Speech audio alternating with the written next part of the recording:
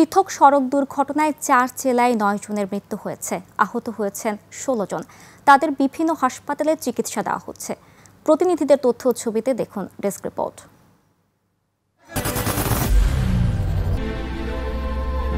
I am Ox.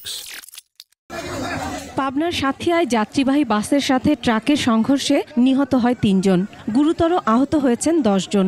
সকাল 6টার দিকে ঢাকা পাবনা মহাসড়কের পূর্ব বনগ্রাম এলাকায় এ দুর্ঘটনা ঘটে। এদিকে চট্টগ্রাম কক্সবাজার মহাসড়কের চকরিয়ায় যাত্রীবাহী বাস নিয়ন্ত্রণ হারিয়ে খাদে পড়ে নিহত হয়েছেন 2 জন, আহত হয়েছে 6 জন। পুলিশ ও ফায়ার সার্ভিস এসে হতাহতদের উদ্ধার করে। চুয়াডাঙ্গায় ট্রাক চাপায় নিহত হয়েছেন মোটরসাইকেলের 2 আরোহী। রাতে দুর্ঘটনা ঘটে। পুলিশ জানায়, হাসপাতাল থেকে ফেরার পথে মোটরসাইকেলের 2 আরোহীকে চাপা দেয় একটি ট্রাক। এতে 5ম শ্রেণীর শিক্ষার্থী রিয়াদ হাসান সহ 2 জন নিহত হয়। নারায়ণগঞ্জের সিদ্ধিরগঞ্জে সড়ক দুর্ঘটনায় 2 জন নিহত হয়েছে। রাতে সিদ্ধিরগঞ্জের শিমরাইল এলাকায় ঢাকা চট্টগ্রাম মহাসড়ক পারাপারের সময় কাভার্ড ভ্যান ও তেলবাহী লরির মাঝে চাপা পড়ে আরাফাত নামে এক কিশোর আহত হয়। হাসপাতালে নেয়ার পর চিকিৎসক তাকে মৃত ঘোষণা করেন।